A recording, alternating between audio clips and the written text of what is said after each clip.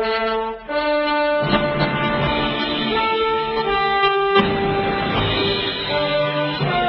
back to Shattering Myths.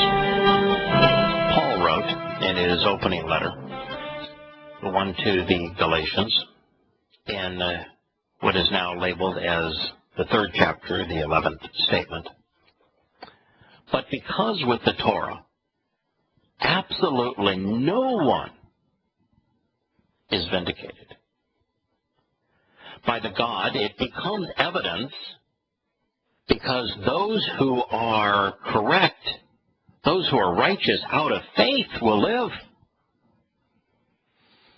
He was citing Habakkuk 2:4. He did exactly the same thing the Muslim guy did. He took a snippet of something God said, out of context, misrepresented it, and used something that says exactly the opposite to make it appear as if his point were valid. It is exactly what the Muslim guy did. God actually said, pay attention, he will be puffed up with false pride. He's speaking to Paul. In fact, he's announced that he's speaking to Paul. He named him by name. His soul is not right. It's not straightforward in him. So it's through trust. It's through reliance, by being firmly established and upheld by that which is dependable and truthful, that those who are vindicated shall live. God here is not only condemning Paul in this statement that Paul quoted to validate his point, but God is also saying that it's not by faith, that faith is not going to help you, that faith is useless, that faith is counterproductive. He says it's through trust and reliance, by being firmly established, by being upheld by that which is dependable and truthful, that the upright and vindicated shall live.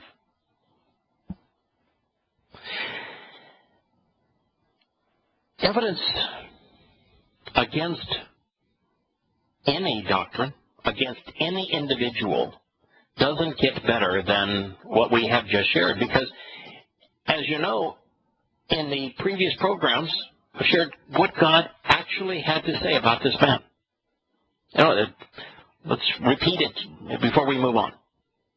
Yahowah, in the very passage that Paul stole a snippet from to taunt him, said, upon my requirements, he's speaking of the requirements of the covenant, and my responsibilities, he's talking about the benefits of the covenant, I have decided that I will literally and continually stand. I will choose to always stand and present myself upon that which protects and fortifies. So then I will be on the lookout in order to see what he will say about me, observing how he will question me. But then how can I be expected to change my thinking or my response regarding my disapproving rebuke? Then Yahowah answered, approaching me, and he said, write this revelation down and expound upon it and reiterate it using letters on writing tablets, so that by reciting this he might run and go away. Still, indeed, this revelation from God is for the Moed, appointed meeting times, which Yahusha came to honor those promises in 33 CE, where Paul was present in Jerusalem at the time. It provides a witness and speaks, pouring out evidence in the end, which entraps. The intended period of time required for this question to be resolved shall not prove it false. Turned out to be 666 years. Expect him in this regard, because indeed he will absolutely come, neither being delayed nor lingering. Pay attention, he will be puffed up with false pride. His soul, it's not right, it's not straightforward in him. So then, through trust and reliance, by being firmly established and upheld by that which is dependable and truthful, those who are vindicated shall live. Before I read on, it is interesting that Babylon, which is the basis of that which is in opposition to God, Babylon as a kingdom endured for 66 years. The beast is associated with the number 666, exactly 666 years from the time that Yahowah uttered this prophetic declaration against Paul, to the time he wrote his first letter, transpired. The beast that is described in Daniel 7 and 8 and 9 emerges from the Roman Empire. Paul was a Roman. He authored these books under a Roman name. It is a combination of things that we should not overlook, that we are told that if you want to identify this beast, know that his number is 666. And while that was written in a way that looks like it reads in the name of Allah, be aware that it was also written using a Greek system of communicating numbers using letters with a horizontal line over them. 666. This was declared and chiseled in stone, inscribed in writing 666 years to the time that Paul would write his first letter, that of the Galatians. Moreover, Yahowah says, because the intoxicating and inebriating spirit of this man of deceptive infidelity and treacherous betrayal is a high-minded moral failure and is arrogant with meritless presumptions, he will not rest, nor find peace, nor live. Whoever is open to the broad path, the duplicitous and improper way associated with Paul. The broad path is through faith. Faith in the religion of Christianity is the broadest path there is on planet Earth today. God is saying that broad path, whoever is open to it are not going to live. Exactly the opposite of what Paul said. And God identified the broad path with Paul, naming it, calling him arrogant, presumptuous, a high-minded failure, a man of deceptive infidelity, a man of treacherous betrayal, named Shaul.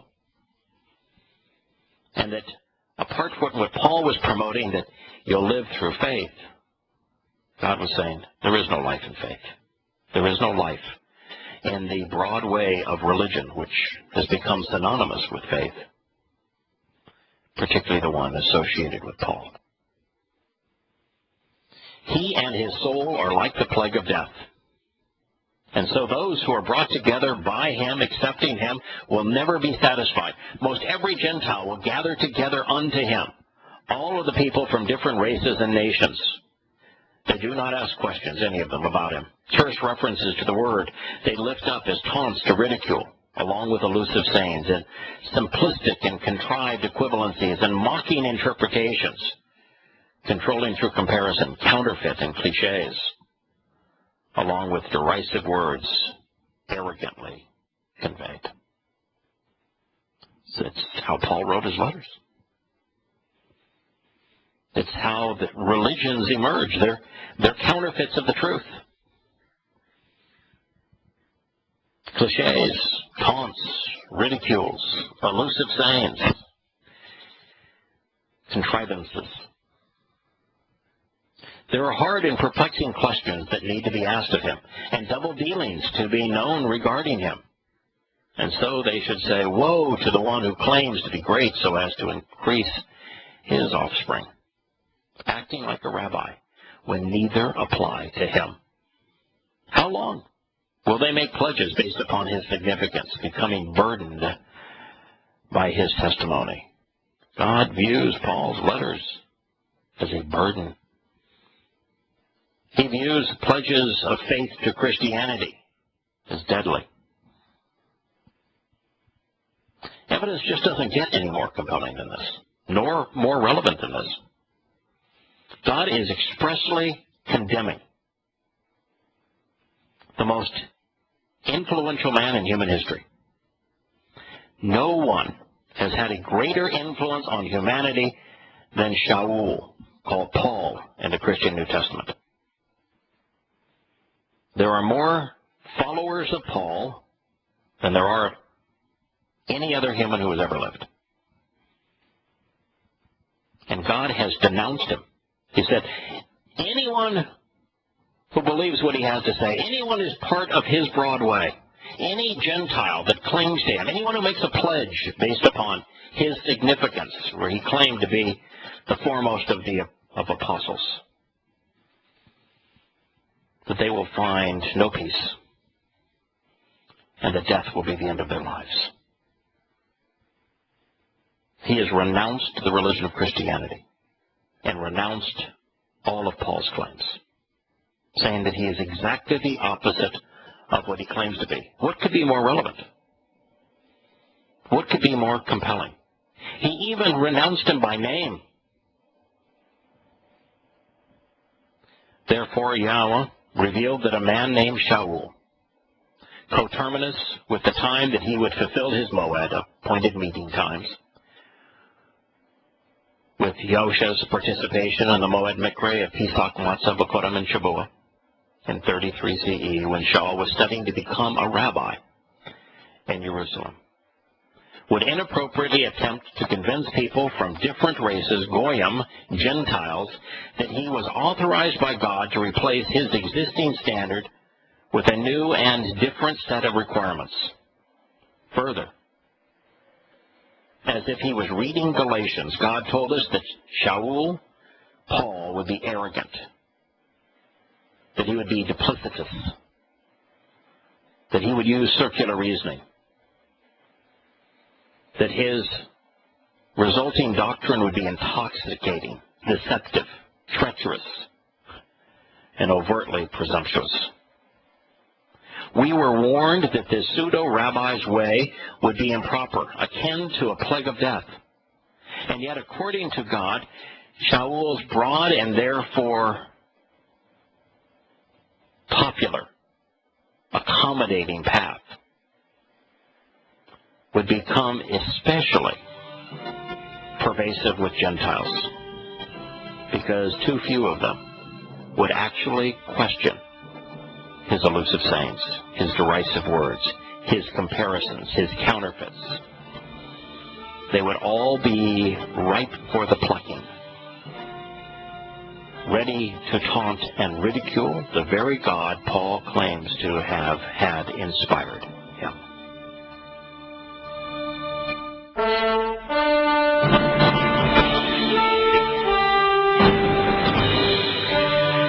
Shaul, who Christians know as Paul, hung himself with his own words.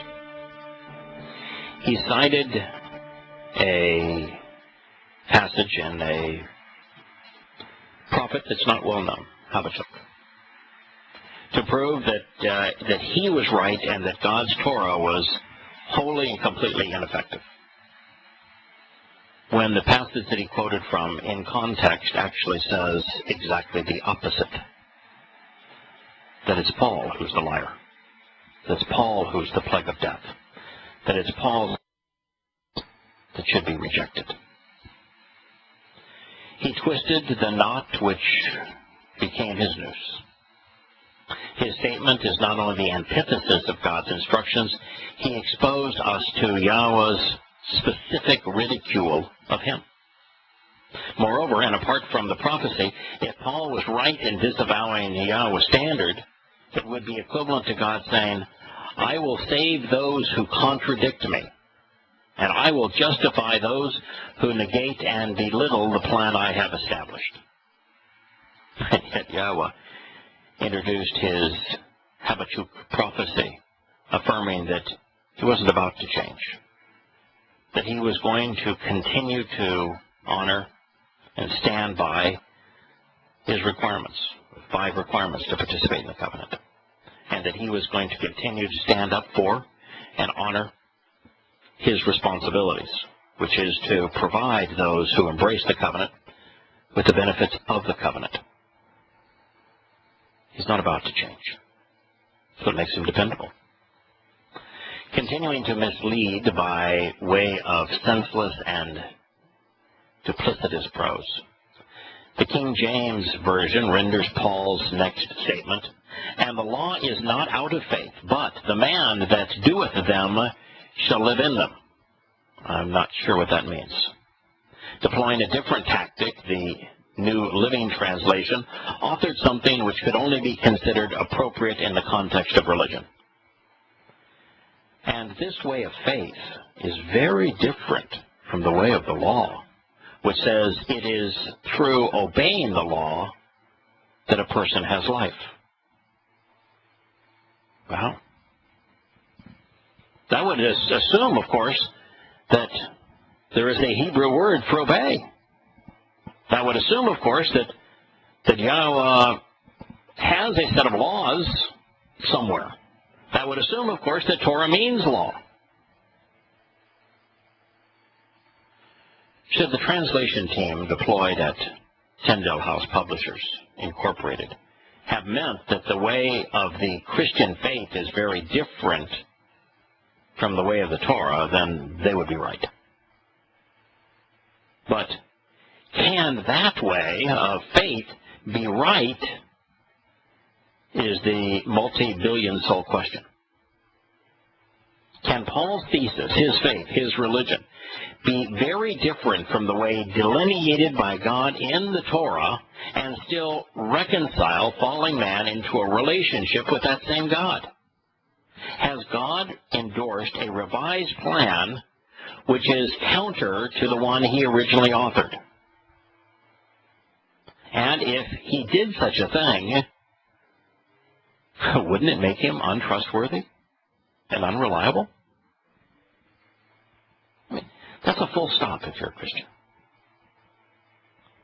Just what we covered this very moment.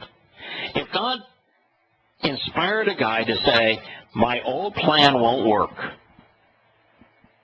and I'm renouncing my old plan, and I'm going to come up with a new plan that's entirely different, and now you should trust my new plan. That would be like a guy saying, you know, I'm going to build you an airplane, and the first time you get in it, it crashes. And the next time you get in the next airplane you go, it crashes. And you do it over and over again. And every time somebody gets in the airplane built by this particular manufacturer, it crashes. And then having that manufacturer says, oh, why don't you get in the next one? I remade the next one. You should really trust me on this next one. And anybody that gets in that airplane and tries to fly would be a fool. And that's exactly what the basis of Christianity is. That's Paul's premise.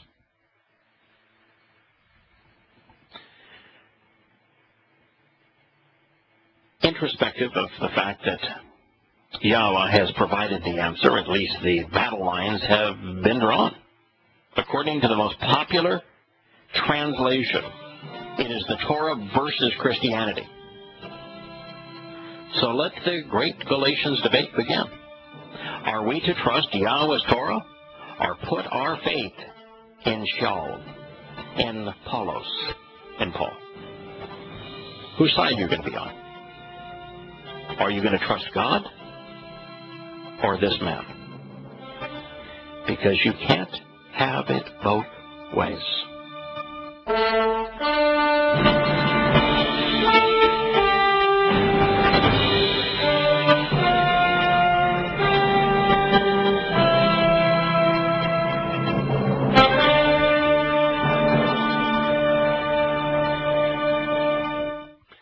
But the Torah exists not out of faith or belief, but to the contrary.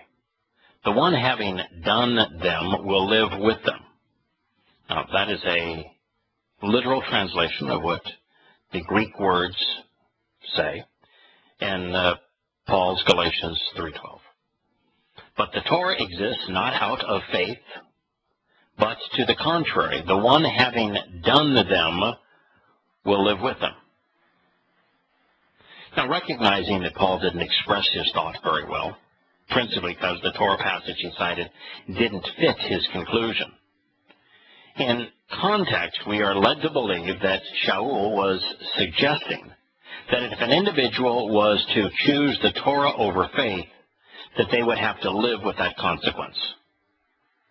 He is inferring that the only way to live with the Torah would be to do everything it requires.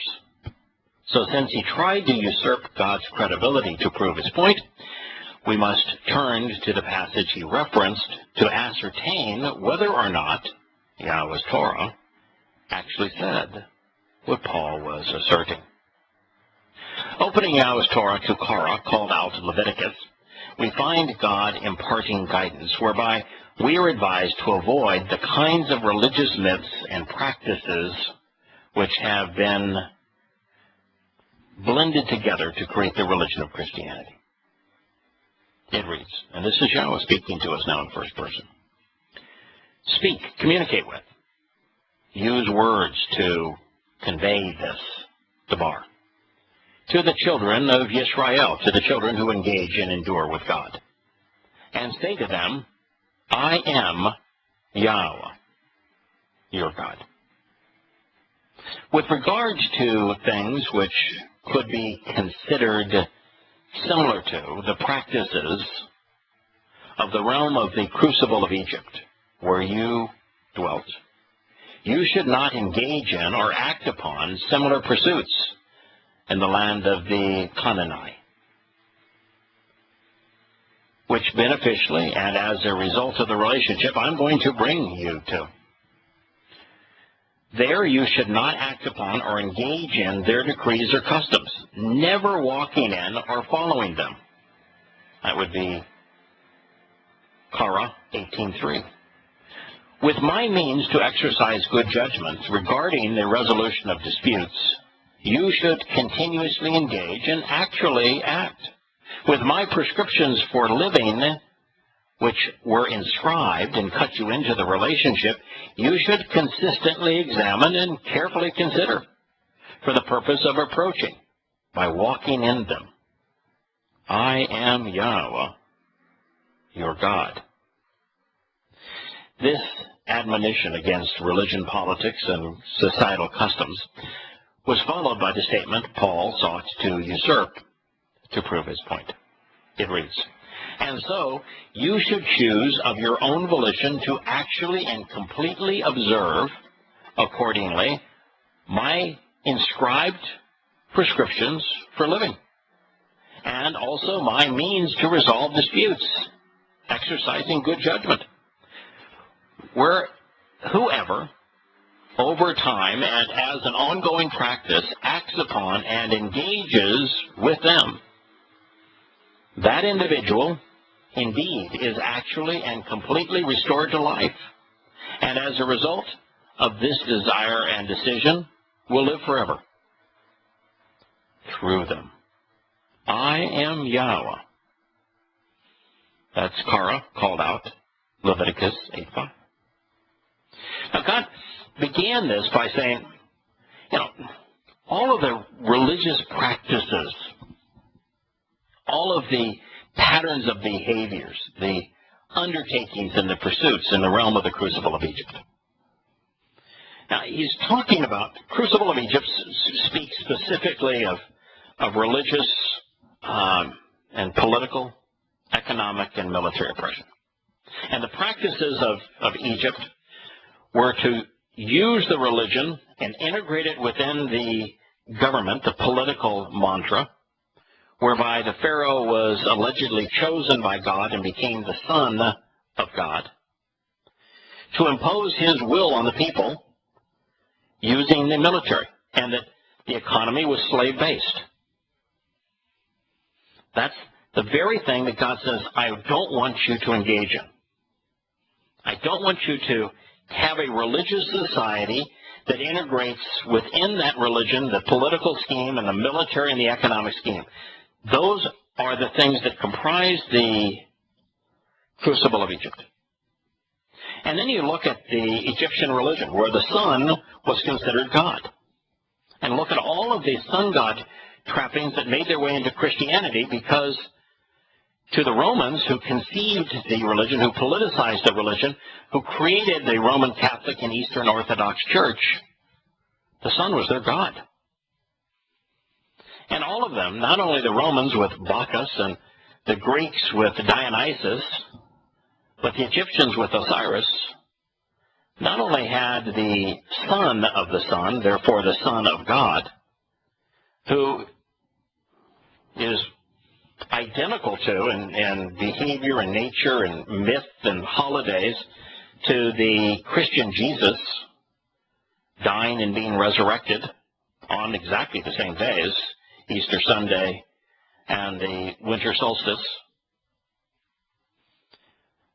that the exact nature of the Egyptian religion became manifest in Christianity. Virtually every aspect of it. They even had a Queen of Heaven and Mother of God, just as does Christianity. All of it was embraced in Christianity, and God is here saying, don't do that. Don't follow those customs. Don't follow those practices. Don't act upon them. Don't engage in them when you move into the promised land, which he's describing as the land here of Canaan. He says, because I'm offering you this place, and there I don't want you to act the way that the Egyptians acted. And at the time, the Egyptians were the most religious, most politicized, most militant, and economically jaundiced place on earth. I said, don't be that way. He says, instead, with my means to exercise good judgment regarding the resolution of disputes, the misbot, those things you should engage in and act upon. There's 7 of them. These are the very basis of enabling the benefits of the covenant. You know, the first 4 of them facilitate all 5 of the covenant's benefits. Yahowah's responsibilities to make us immortal, to make us perfect, to adopt us into his family, to enrich us and to empower us. They are the means that Yahowah uses to save the children who have engaged in his covenant, which is why this is being addressed to the children of Israel, to children who to act in such a way that they engage and endure with God. And he says, then with my prescriptions for living, chuka, that which I have inscribed in writing, to cut you into the relationship, you should consistently examine and carefully consider. Pay attention to them. Use your eyes. See, read what I have written for the purpose of approaching by walking in them. I am Yahowah, your God. I mean, this is the antithesis of Pauline doctrine. With my means to exercise good judgment regarding the resolution of disputes, you should consistently engage. With my prescriptions for living that I've inscribed in writing, you should consistently examine and carefully consider them for the purpose of approaching. Walking in them. Because I am Yahowah, your God. And so you should choose of your own volition to actually and completely observe Shamar. Shamar means use your eyes to focus on the written text so that you can read it and that you consider it and contemplate what you have read. So you should choose of your own volition. It was written in the call perfect consecutive. So literally read perfect, the totality of consecutive of your own choice. Accordingly, my chuka. These inscribed prescriptions that cut you into the relationship. And also, my mitzvot, my means to resolve disputes, so that you can exercise good judgment. Whoever over time and as an ongoing process acts upon and engages with them, that individual indeed is actually and completely restored to life as a result of this desire and decision, living forever through them. I am Yahowah, your God. There is no way of mistaking this. God is saying that the misfot, the means that he has delineated for us to exercise good judgment regarding the means to resolve disputes, which is the 7 Moed Mikra, his invitations to meet with God and to become perfect, to become immortal, to become adopted, to become enriched and empowered, thereby vindicating his children, making us righteous and upright. That it's by closely examining, carefully considering, and acting upon them in conjunction with that which God has inscribed in writing that cuts us into this relationship. It's through that process that we are restored to life and that we live. The misfot and the chuka can only be found in one place, Yahowah's Torah. And so it's by reading Yahowah's Torah and examining it and then acting upon these two aspects of it, the means to resolve disputes and the inscriptions that cut us into the relationship, that we live. That is Yahowah's means of restoring us to life. It is Yahowah's means for us to live with him. Once again, Paul, by misquoting God and taking his statement out of context, conveyed the opposite of what's true.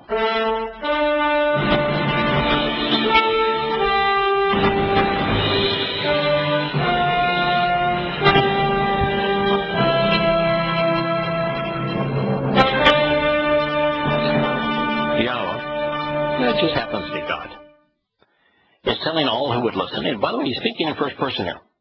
So this is definitely Yahowah versus Paul. God is speaking in first person. No one's quoting him here. He's telling all who are willing to listen to him that if a person wants to live, if they want to be restored to life, they should pay attention to what he has to say and act upon the offer that he has made in his Torah. He is speaking in the Torah.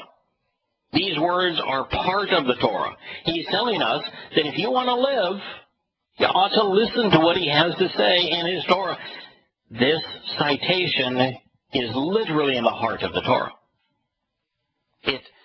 This citation is from Leviticus, Korah called out 18:5.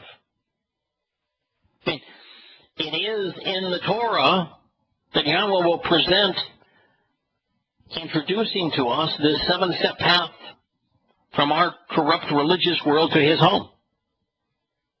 It is in this midst of this Torah that Yahowah delineates the specific means that he has conceived and that he has subsequently honored to enable us to walk to him, to be with him.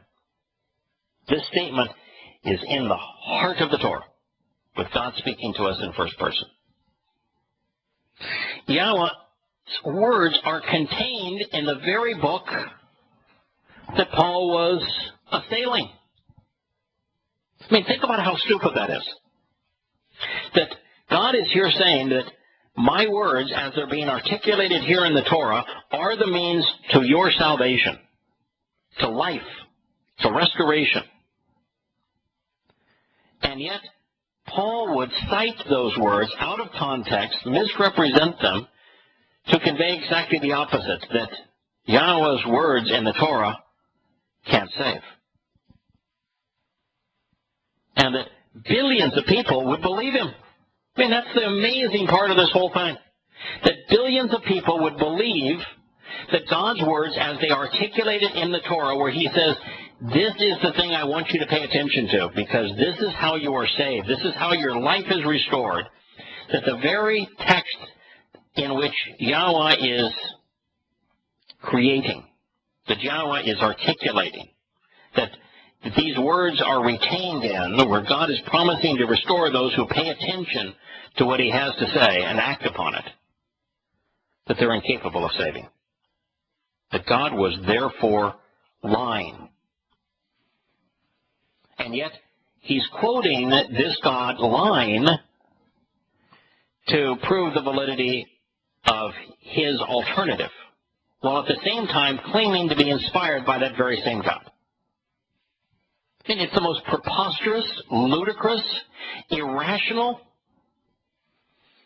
utterly stupid thing that's ever been popularized. Yeah, I mean, there's a lot of stupid stuff. We talked about Scientology the other day of flying over the volcano and dropping in souls with an extraterrestrial spaceship. I mean, that's pretty stupid. But how many Scientologists really are there that have succumbed to that stupidity? I mean, Mormonism is really stupid, but there aren't that many Mormons. This is the most popular religion in the world. There are 2.5 million people who have been beguiled by this utter insanity. I mean, the very basis of Pauline doctrine is preposterous for the reasons we have just discussed. It's why you cannot be an informed and rational Christian. It's impossible, folks. You either don't know what Yahowah articulated in his Torah, or you can't recognize that when God said the opposite of what Paul said, there is no chance that Paul is telling the truth when he claims to speak for that God. One of the two. You're either irrational or you're ignorant, or you're not a Christian. You can't be an informed and rational Christian. Not based upon this. It's cut and dry. It's obvious. Paul has once again deliberately truncated, abbreviated, and misappropriated a passage which is inconsistent with his own message, perhaps hoping that by the mere presence of some common words, that would be sufficient to convince his audience that God supports his position. Ignorant and irrational defines faith.